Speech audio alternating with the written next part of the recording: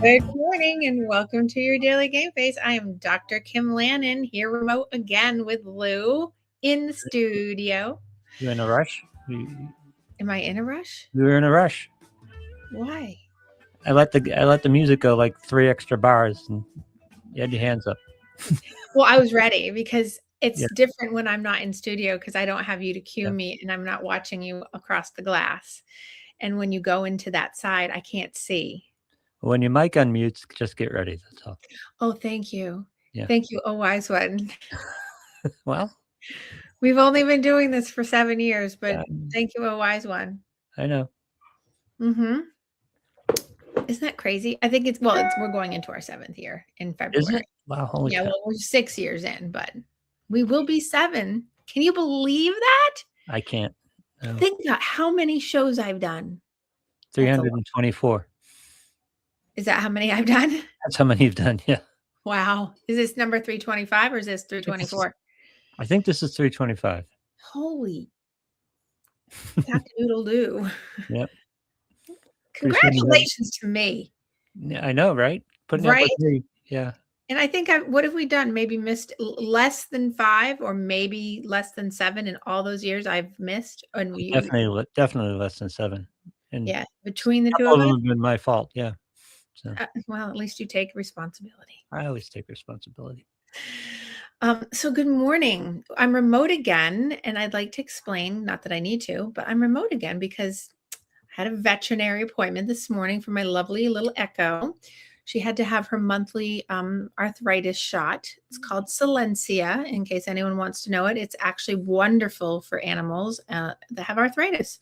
It works really, really great. Like, she was a low rider, and by that, I mean the arthritis in her back paws and her haunches were getting so bad a couple of years ago that I thought, oh, she's not gonna be able to walk. And I did some research because that's what I do. I do my research and I found it. And I went to my vet and I said, what do you think? And she said, I think that's a great idea. It's only been really tested on dogs at the time, but let's do it. And I said, okay.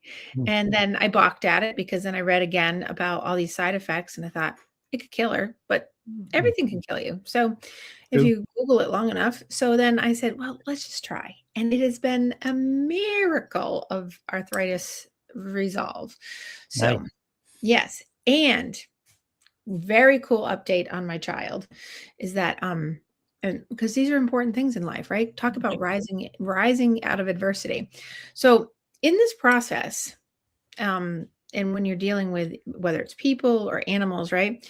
In the process of when you tell people, I always love this, that someone is X age, oftentimes you get people with very bad bedside manner, which is, oh, they've had a good run. I swear to God, if I hear one more person say, they've had a good run, I'm sorry. When you're 75 and you're going to tell me about that you have an ailment, do you want me to say you've had a good run and we should just put you down?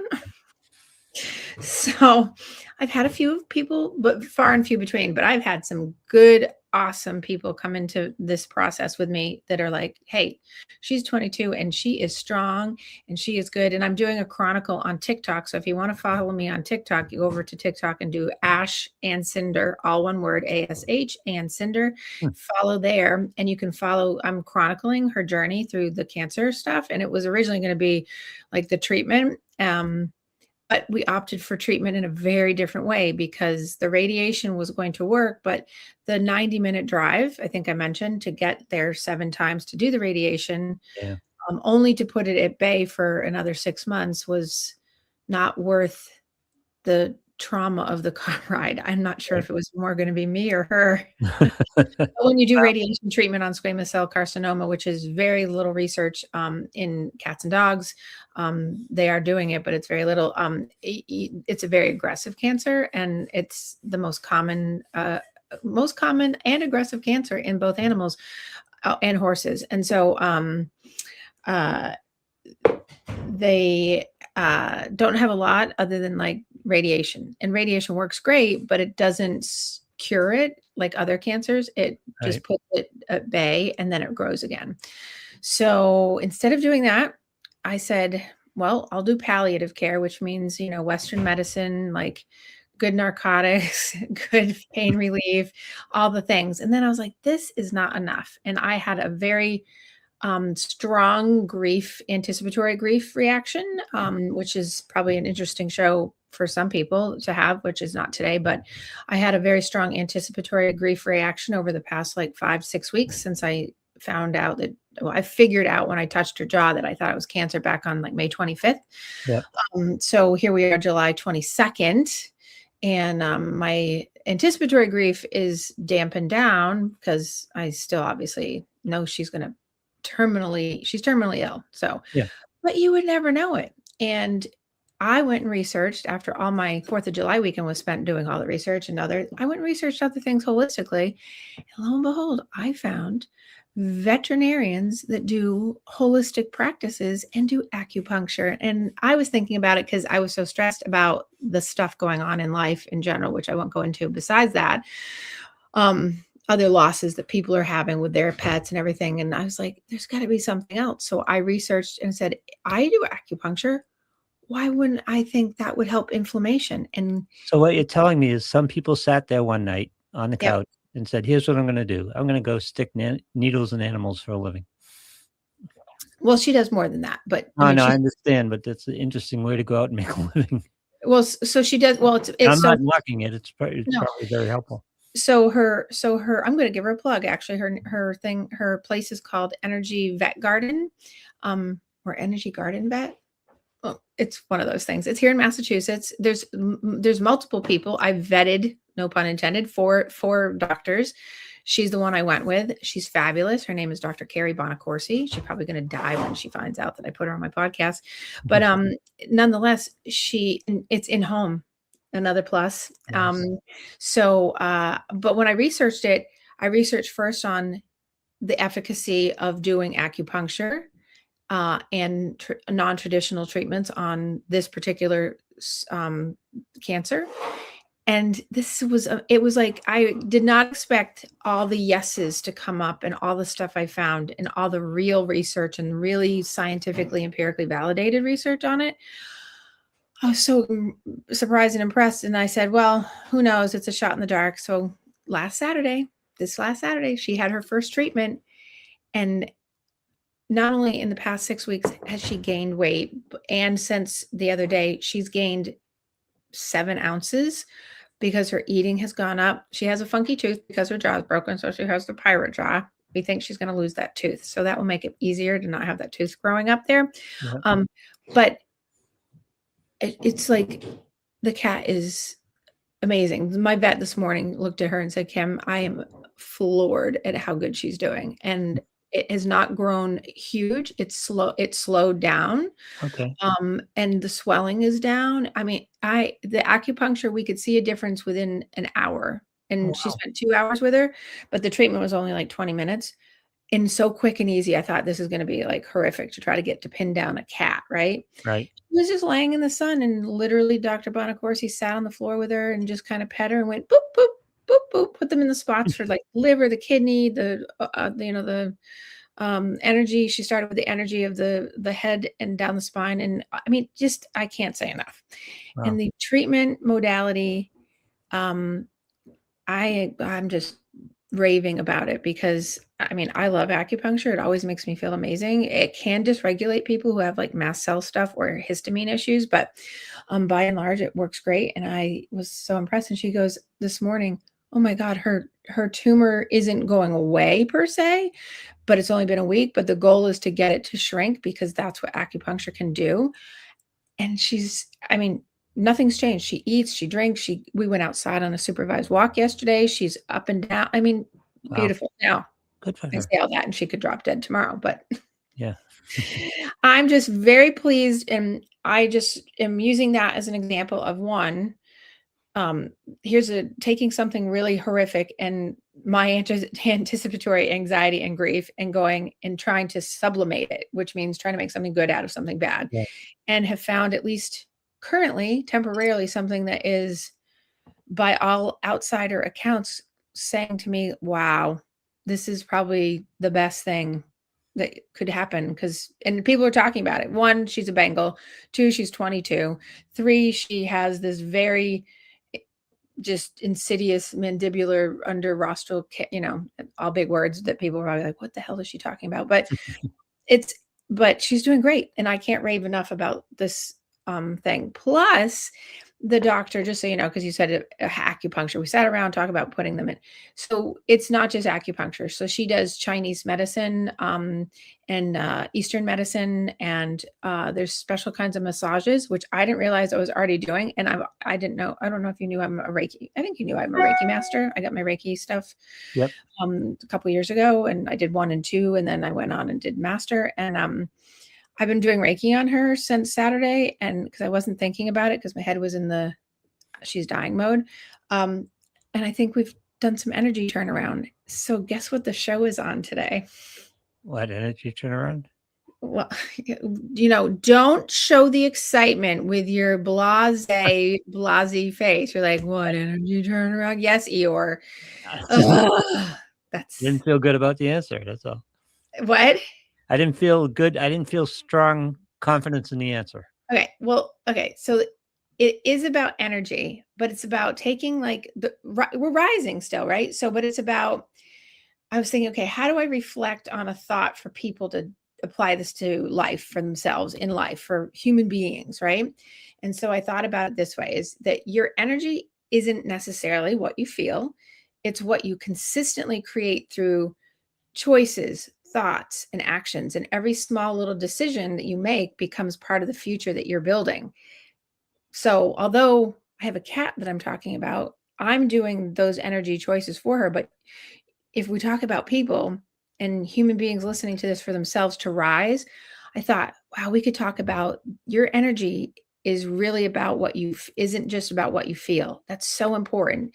It's really about consistency in creating thorough thoughts, choices, and actions, because each small little stackable win becomes part of the future that you're building. And so using that whole thought is like, okay, how would I break this down? Because people like it when I break it down into little compartments, right? So I thought, okay, what would be a meaningful discussion to raise your energy? And I call it vibration, like your vibration in the world. How you manifest. You talk about like The Secret. I talk about manifesting, bringing your energy level up and vibrating so that you can get like good things coming to you and bring in the good mojo or the good whatever, the yummies to you emotionally. And also being able to stay grounded in practical action motions to have successes. So that's what we're talking about today, Lou. Nice. I You just like want that? Yeah, I want to derail you for a little bit, semi-derail you for a little bit, because I think the biggest problem here is less about producing positive energy as it is avoiding negative energy. And you talked about anticipatory grief, and Yeah. that's a big thing on everybody every day. I mean, we experience it with our pets, of course, because Hmm. because we know we're going to lose our pets eventually. That's the way it is. But on some scale, we're doing that every day on everything, whether it be anticipatory grief about a meeting coming up or about someone you're meeting with on the day. This Well, this is clearly on your mind for you. no, you brought it up and it seemed like a I know, fascinating but I know topic. that you tend to have anticipatory Oh god, yeah. anxieties around that. Yes. But Yeah, yes. that's a fight for me every day, and anticipatory anxiety or anticipatory grief. I just looking at threat generating all day. I think a lot of people struggle with that. And that's what I mean. So yes, in essence, that's why I was thinking about framing it this way, Right. is taking your anticipatory, whether it's anxiety or grief, right? The anticipatory grief, by the way, just as a caveat, is when you're sort of like I'm watching someone die eventually here, but I'm watching the process. Yeah. I'm anticipating it. So I'm in grief all the time because it's in me, because it's on my head, it's on my mind, it's on my heart. And it's not like we're going along in life and then all of a sudden it happens. It's like we're going along in life and knowing it's coming. But we already know it's coming, but it's different because it's like we're watching it. Yeah, it's a little bit more substantial. It has A lot of it's people deeper face that. space. I look at my dog. I can look at my dog two different ways. I can look at my dog that love my dog. He's beautifully brings a lot to my life. Or I can look at it. He's 9 years old. I'm going to lose him in a few years. That type of Right. thing. And a Right. lot of people, that's just the mindset. That's all. Right. So that's to my first point. So we're gonna Yeah. I'm gonna address those points. So Yep. right there, number one, with your own life, your attention What you give attention to Right. shapes your whole experience, to your point. So there's my number one. So Thoughts where become you can, things. you what? Thoughts become things. Right. So where you consistently place your attention will influence your emotions, your habits, and your decisions. So, number one, think my attention shapes my experience. Where I'm putting my attention, like you just gave two different sides to where you put your attention, Right. that will shape the whole experience for you. And so, you could ask yourself something like, what am I feeling with my thoughts today? Right? What am I feeling with my thoughts today? You could ask then when you figure out what am I feeling because my thoughts are creating something, right? What am I feeding my thoughts today? Right? So Yeah. if you're talking about feeling and feeding, like what is it that you're shaping your whole experience of the day with? So for like, and I'm going to use this as the example because I think it's a good example for life, is that for me with Echo, I was having a really hard time, as you know, not feeding my Yeah. anticipation of death. I mean, it was just overwhelming grief. It was shocking. I knew it when I felt it. And then I had one vet tell me it wasn't, and I knew that she was wrong. Hmm. So it heightened that. But my thoughts were toggling with cognitive conflict back and forth because I was feeding off of the fear Right. of losing her faster than I expected, not, all the things that come with, oh my God, it's not like it tragically just occurs like 6 weeks ago when Mia died, it tragically occurred, right? And then that's on top of it. So it's like, where is my attention being put to shape my experience? So what did I do? I lost without any hesitation. I lost my whole weekend of I was gonna say New Year's. I always want to say New Year's for 4th of July. For 4th of July, because I spent it being productive, attention shaping my experience by looking for productive solutions. Where did I consistently place my attention over like 2.5 weeks to figure out how I would influence my emotions, influence something that was in my decision making, and influence my outcomes? Even though I didn't have control over the final outcome, I had control in the moment. Hmm. And that shift, although it was really anxiety provoking, and it did require me to have a lot of stamina, like when I did the race, because it was in my head so much that weekend of Yeah. the race that I ended up having to stop and throw up 4 times because I was so anxious, which never happens. And I have no problem telling you that, because that's what happens when you start not being in shaping your own experience in a productive way. Right. And we're all human, and I practice what I preach. And I had to flip, which I said last week, don't flip it, but I literally had to flip it 180 degrees and be like, okay, I had to say, what am I feeding my thoughts? I'm feeding my thoughts catastrophizing, future forecasting, negativity, toxic stuff. It's, death, doom, gloom, blah, blah, blah, right?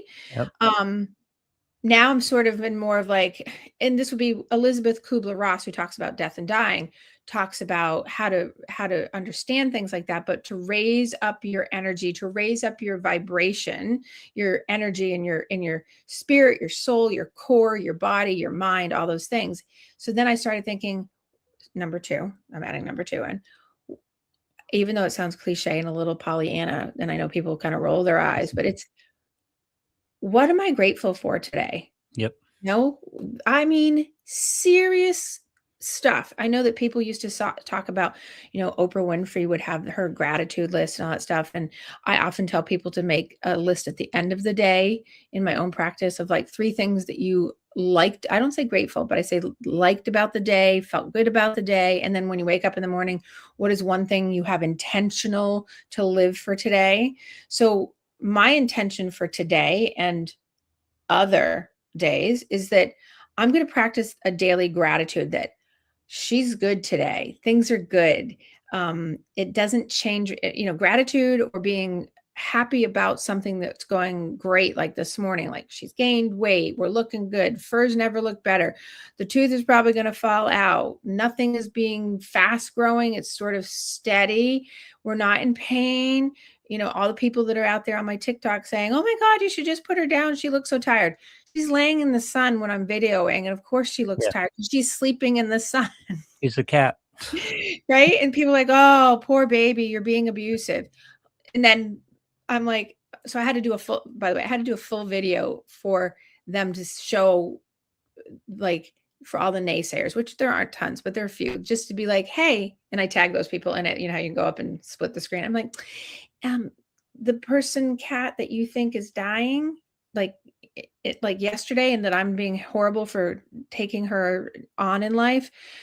Here she is walking up and downstairs, and here she is jumping up on the counter to eat a full chicken that she tears apart with her own mouth. And like, Yeah. as if I don't know how to take care of the cat. But anyway, so I'm very grateful for that. And so as a daily practice, and I don't, and not just with her, I do it with other things, you know, because gratitude doesn't magically change something, but it can shift your perspective. It Yep. reduces your stress. It helps you notice opportunities. And that's what opened the door for me to find the acupuncture, is because I started being grateful for the fact that I have time. And how often do we get to say, oh my God, we have time? Yep. We don't have enough time. Time flies, right? My cousin sent me a whole list of pictures yesterday of things that happened 6 years ago from a timeline of memories. And it was like, oh my God, time flies. It's just so fast, right? But it's so important, I think, about like when you overlook things because you think you don't have time. But when you really sit down and go, I'm really grateful that I have time to be productive, to figure something out here, because I'm a person that will exhaust all possibilities. I'm not that person who's in the linear vacuum of going like, well, that's it. Throw in the towel. It's over. It's like, no, you really have to attention shape your experience, be intentionally grateful, and then seek out the opportunity to help you shift your perspective so that you can reduce your stress. And I feel like this huge weight has risen from me. There's other things Mhm. going on too that I've done that I'm not going to share online, but to help this. And it's like amazing when you actually do this. And you know, I'm a big fan of practice what I preach.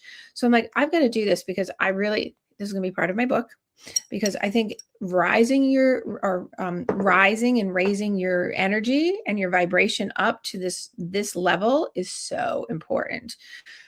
Okay, I'm moving on to the number 3 thing before, but if you have something to say, please do. Nope. Same set of circumstances, different mindset makes all the difference. Exactly. Yep. So that comes to the energy of your environment. We Yep. always, you always go to social media on this, but I always think of it as multitudes of, or Yeah. multifaceted things. The energy of your environment is super important. The people, the music, social media, spaces, colors, uh, all the things that are around you affect mood, affect motivation, affect all kinds of intentionality that you could be having. Because if you don't have the things around you that you love, I was with a friend of mine last week, and she and I had a long conversation last Wednesday night, in depth about how important your spaces and places around you when you're trying to have a rise manifestation mentality to grow and evolve, how important your spaces in your home are Mhm. sanctuary. Your sanctuary should be like not just one room. She and I were talking about how every room in your home really should be a place where you walk in and go, this room feels good. This room brings me your kitchen, your bathroom, your living room, all the bedrooms, not just your own, like, to really give that, your office, your car.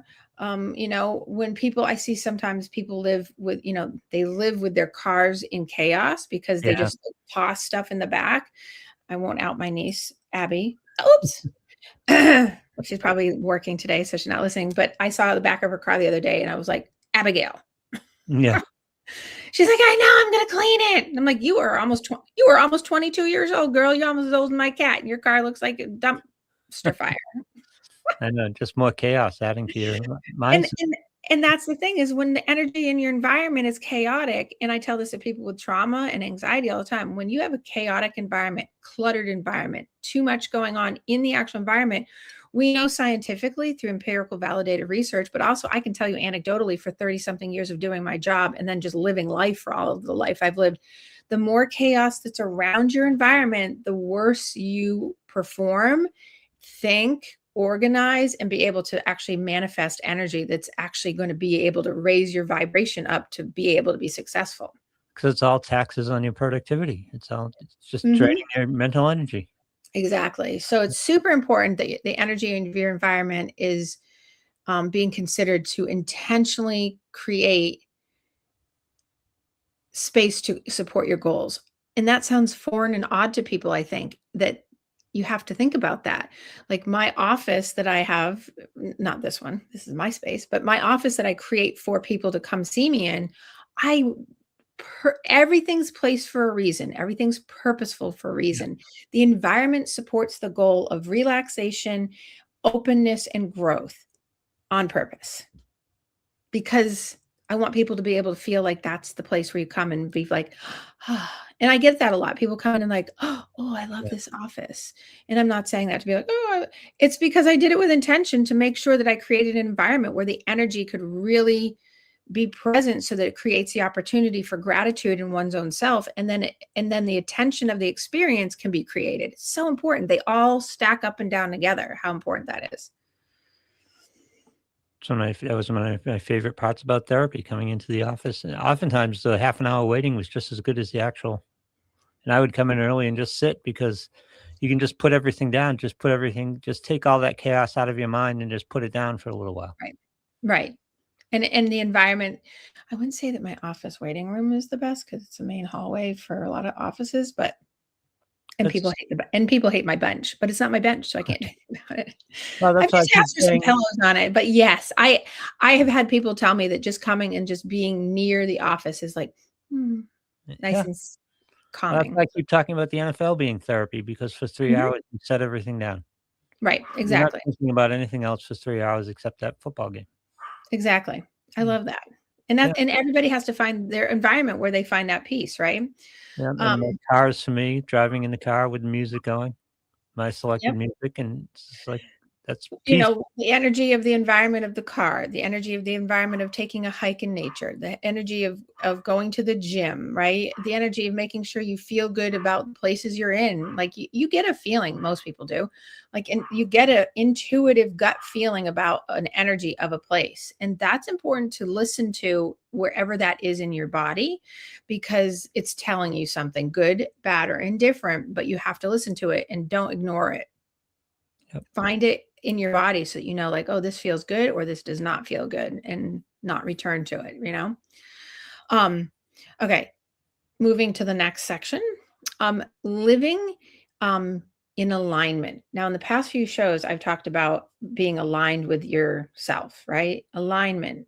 So, what does that mean? That means aligning kind of your intentions, not kind of, it is lining your intentions with your gratitude, with your choices, with your want for the next thing, and to live the day in the best day possible. So, living in the alignment is, we want to be in a high vibration. We want a high energy. That does not mean we want to be manic. We just want to have enough feel good energy that can be understood as acting in ways that align with our values and what we're trying to be authentically and who we're trying to become. Now that's kind of a combination of a few shows I've done, right? So I always tell my class, being honest, kind, compassionate, and disciplined.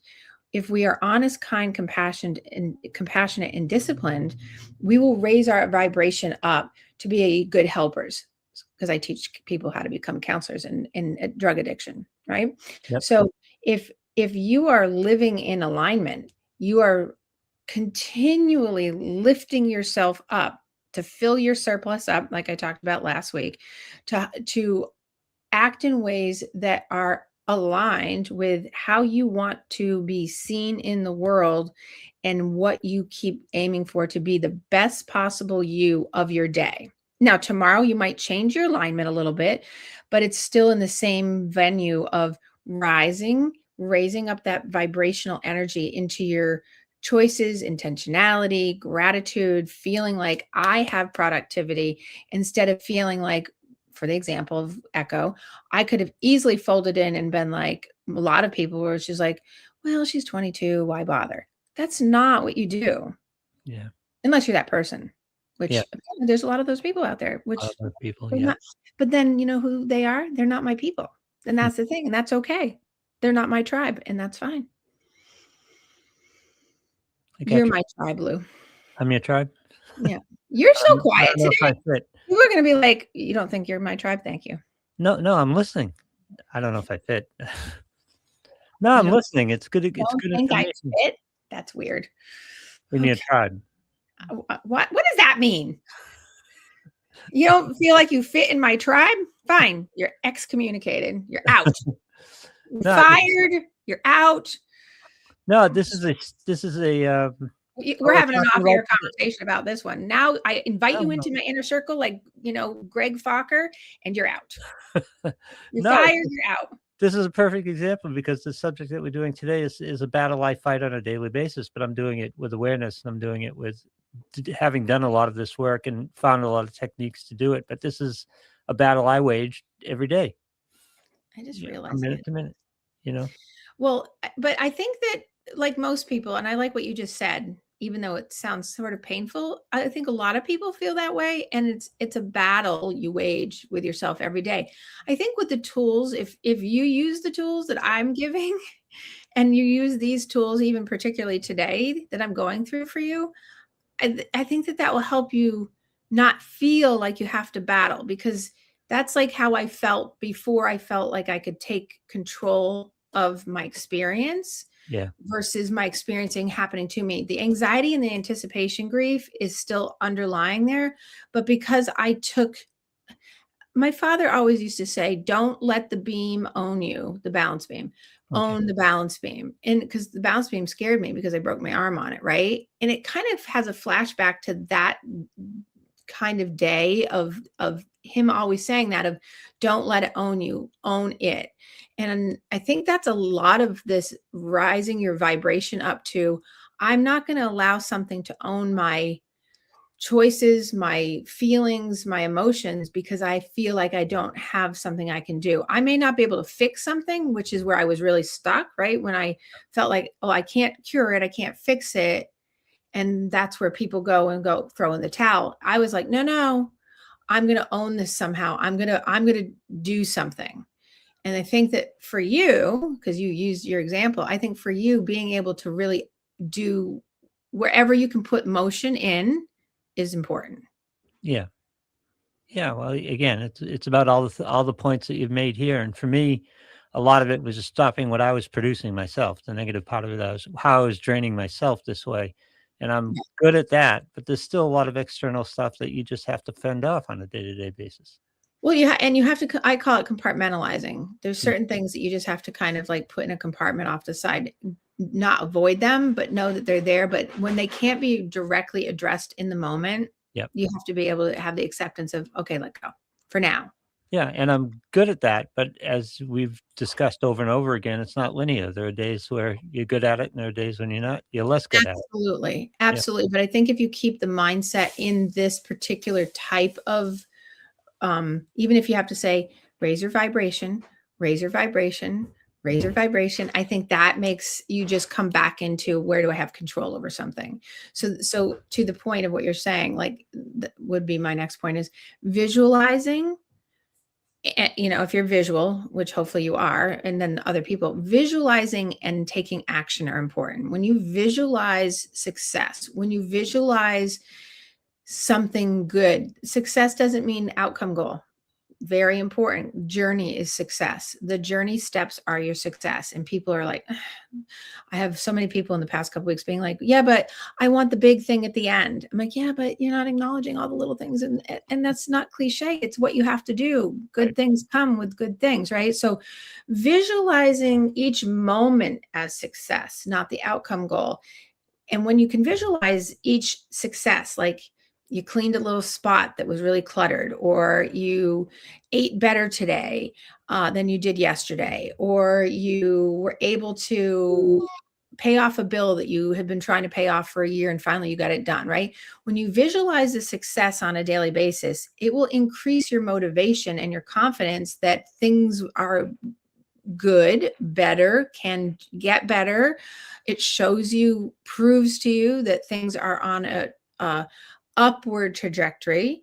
And it works best when it's paired with consistent action. So when you visualize your success and you pair it with consistent actions that are productive, you're going to have a helpful mindset that is like, imagine the future that you want. Imagine that you take one step forward today, not what you're doing next week, but Right. what are you doing today to be in the future you want? Because if you want something a year from now and you don't mind to the daily things that you're doing, a year from now, I tell this to clients all the time, a year from now, we're going to have the same conversation that we're not any further along because you're too busy thinking about the outcome a year from now, which is why I say I hate that question in interviews of where do you see yourself in 5 years? My answer is always, I don't know because life changes on a daily. And Yep. people always look at me like, I know. because it's a true answer. Because I don't know. Where do I want to be? I could answer that. That doesn't mean that's going to happen. Right. And along the way, you pivot. Your whole life can pivot because you might end up at the same spot you wanted to be, but in the The traversing, path is going to be completely different. it's what? The path is going to be completely different than you anticipate. Exactly. And if you get stuck in the perfectionism that the path has to be a very specific linear path, you will not be able to raise your vibration up because you'll be drained. Your vibration is like your cup, filling up your cup, right? With energy. If you are depleted, your vibration will not meet the needs to be able to rise. Yeah. Does that make sense? Yeah. I'm, Just stacking wins, the power of accumulation. And once you yes, start to understand the power of accumulation, it becomes very forceful in your life. exactly. Yeah. So in that vein, the next thing I would say is letting go. This is so hard for people. Let go of what drains you.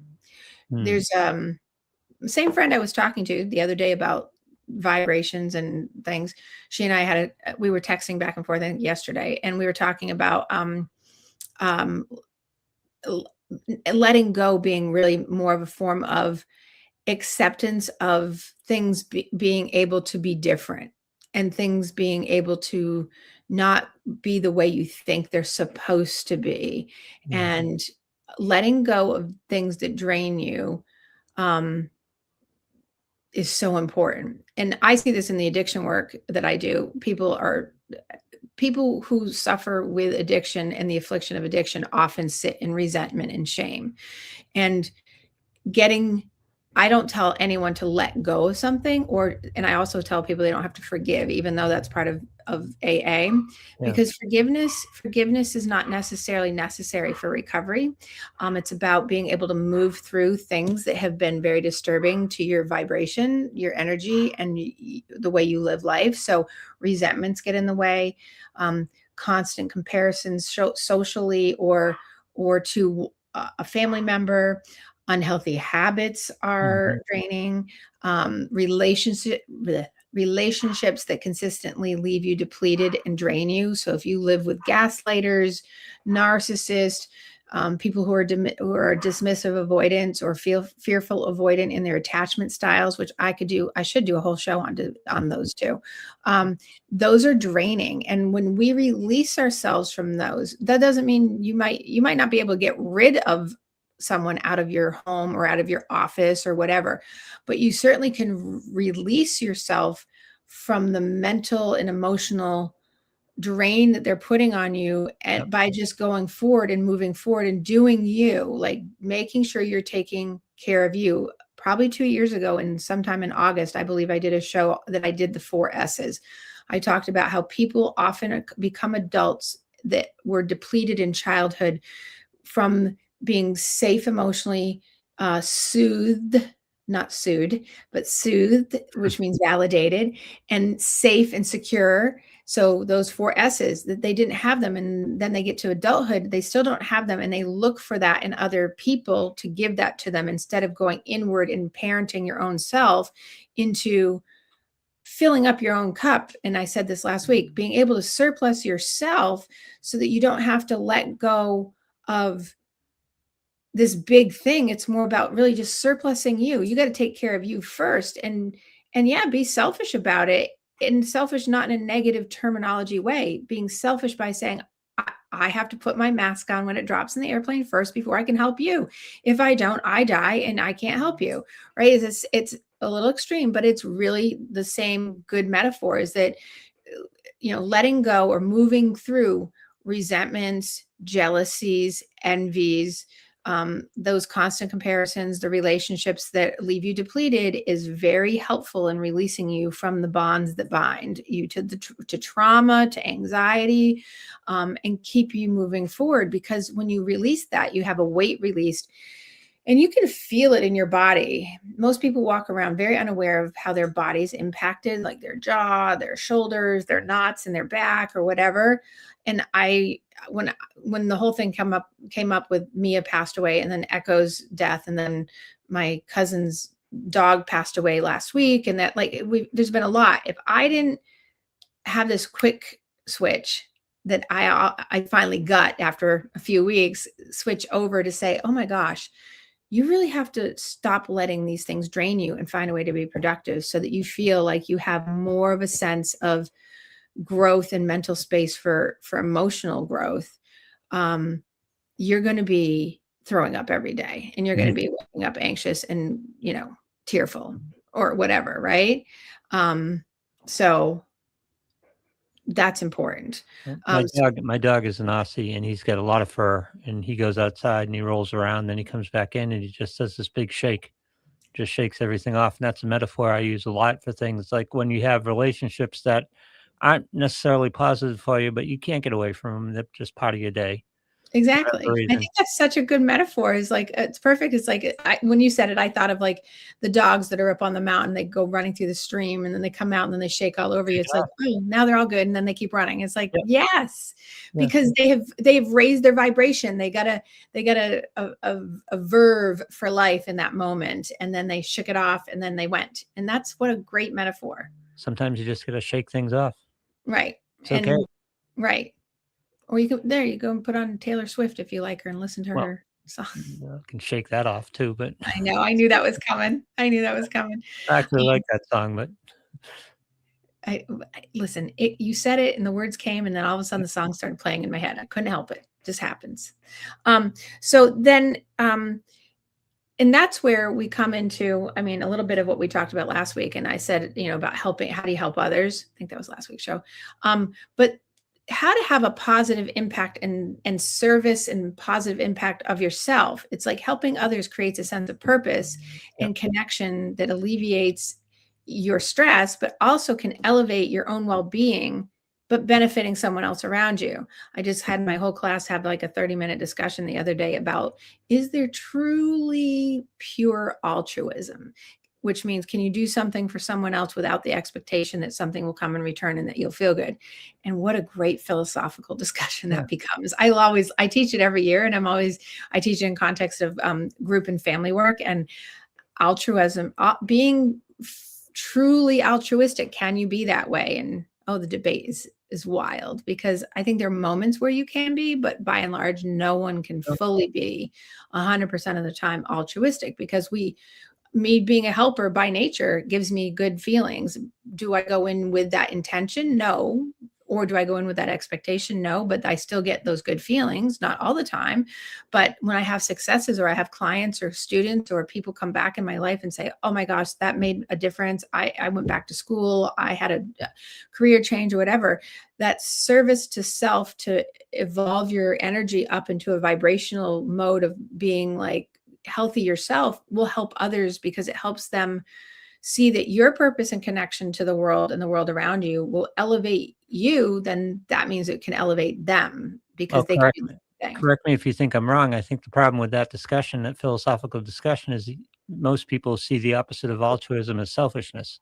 Yes. And it's not. You can be beneficial to people and get something out of it yourself, and that does not make you a bad person. It doesn't make you selfish. Correct.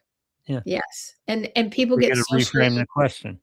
People get socially constructed into believing very early on in life that doing things for self, we certainly grew up this way, and I see it still, maybe not quite in the same exact density of it, but I certainly still see it, especially in women, that doing things for self is a bad thing. because then you're considered, you're not being Right. a good person. You're not being in service of others. And therefore, if you're taking care of yourself, how rude of you, how dare you take the day for yourself? Like, or You do say both. no, right? The no is the full, how dare you say no? Yeah.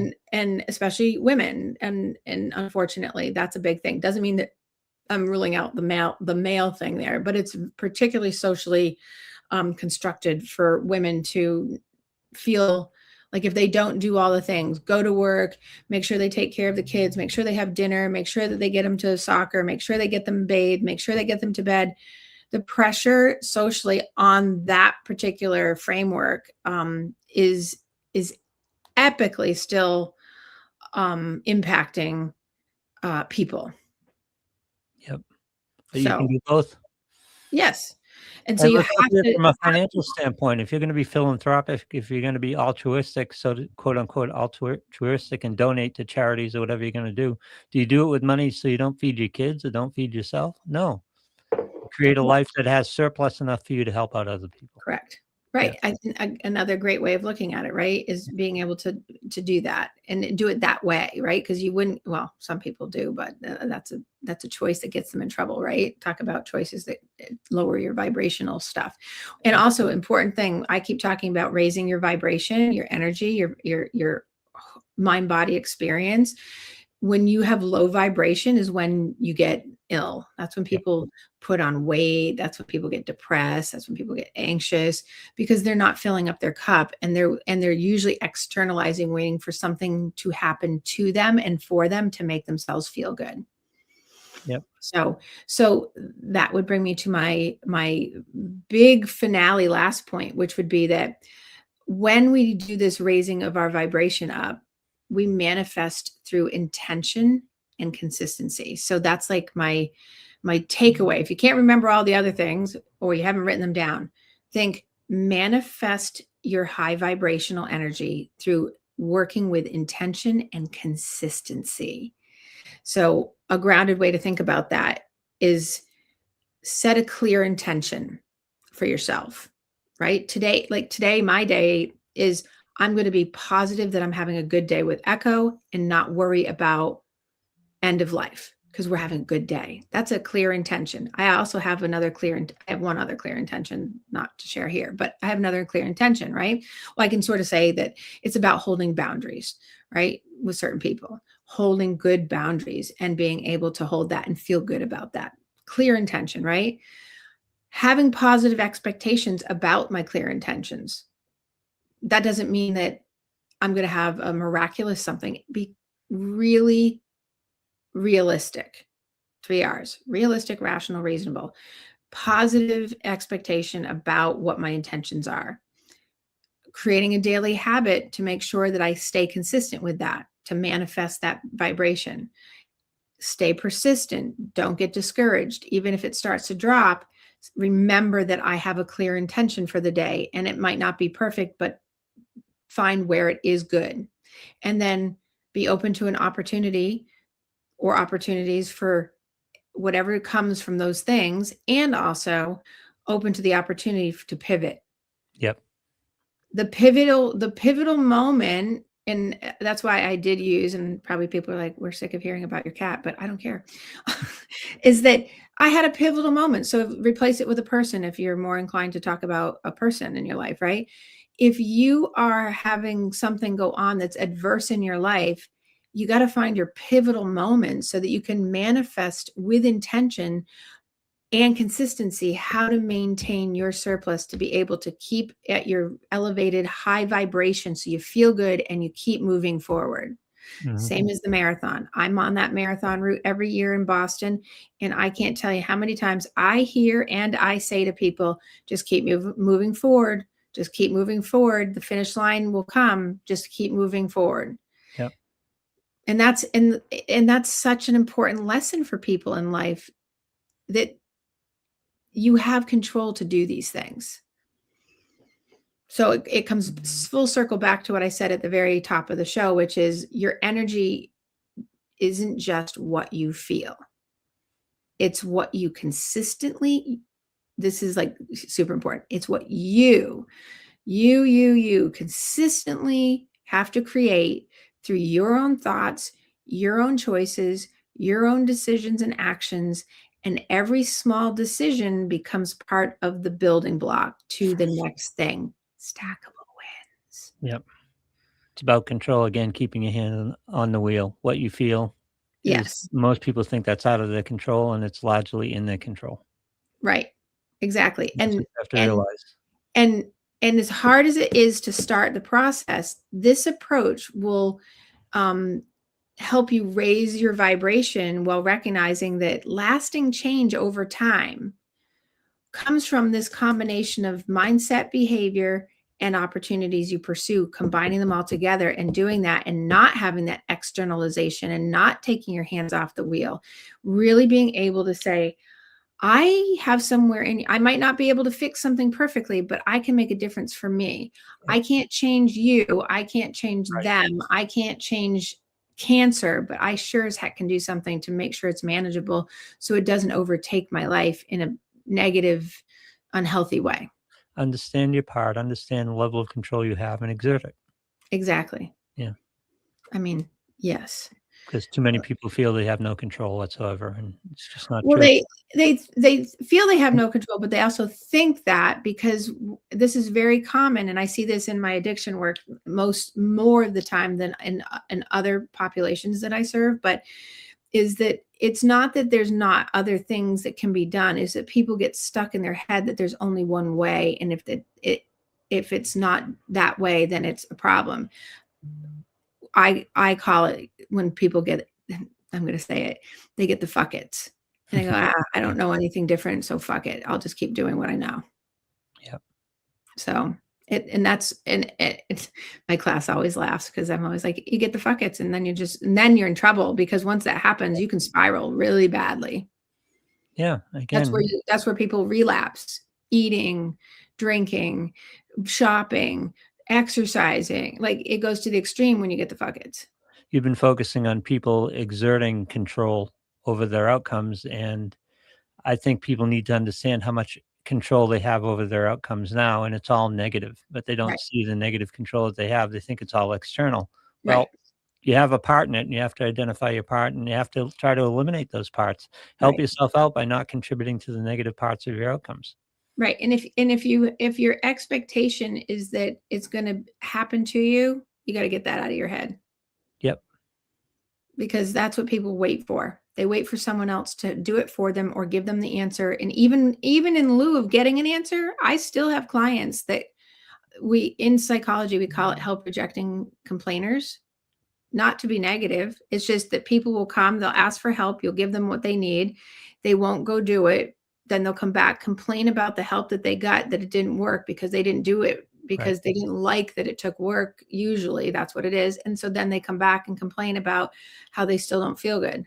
They just But continue. they want more techniques. And I always say, I'm not giving any more techniques till you actually do these. Because what they don't understand is the technique is internal.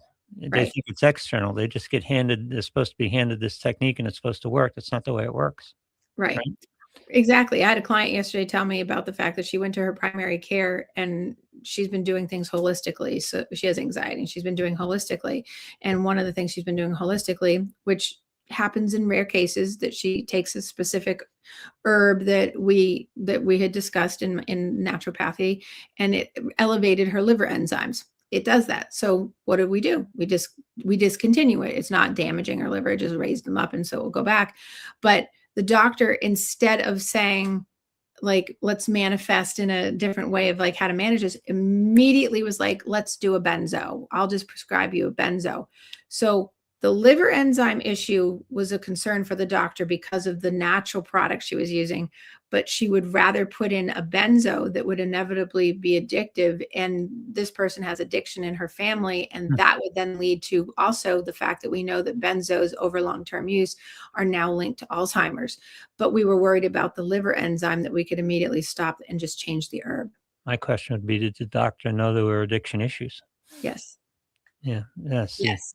But that's to my point. Yeah. Is that it's like, Well, our mutual friend Jeff, that's if all you have is a hammer, all you see is nails. Right. That was a situation there where the doctor only had pharmaceuticals and Well, decided, and that's the problem, unfortunately, not knocking Western medicine because yeah, I was trained in Western medicine initially, but that's the problem is it's too quick fix oriented and too symptom by symptom instead of whole, yeah, like holistically treating the whole person and not just giving a medication for every single symptom that then you have to take another medication for. It's less is more, not more is more. yeah, So that's another way about manifesting your own destiny on this is being able to raise your vibration by educating yourself and knowing, like, think logically. When she told me that yesterday, I sort of giggled out loud, and she did too, because she knew we've known each other a long time. She goes, I knew you were going to laugh, because yeah, she goes, I heard you in my head going, oh, quick fix, quick fix. And yeah, then I psychoeducated her on that further, just to say, because she didn't take the prescription. She just laughed and declined and said, no, I think I'll just stop the other thing and I'll go back to Dr. Lannon and we'll go back through it. But the doctor was all about, like, oh, holistic treatment, naturopathy, blah, blah, blah. I'm like, well, the body keeps the score. Book, very good book, by the way. Body yeah, keeps the score, and also the body knows how to heal itself. yeah. And things in nature are here for a reason to be used, not manufactured things. You Yeah, know, just stop fighting it. right. Try to I help it mean, we out a don't little all bit. have to be on a pill to pop, and there's nothing wrong with medication, Right. but there is something wrong with a medication for every symptom and as a quick fix, because then people don't do the work. Again, work is Just saying. responsibility, and responsibility is people don't want to take on responsibility. Exactly. Yeah. Exactly that. So, anyway, on that note, I bid all of you a wonderful week of raising your vibration, rising your energy through intention, clarity, and setting forth your day with that goal in mind of just having your day raise my vibration, my energy level, not my energy level like running, but raise my actual emotional, spiritual, whatever you want to call it, your mind body connection. Raise that up so that you are fully on fire for yourself to do good things for yourself. You So done? I'm done. That's Have a great week, everybody. Have a See you nice next weekend. week.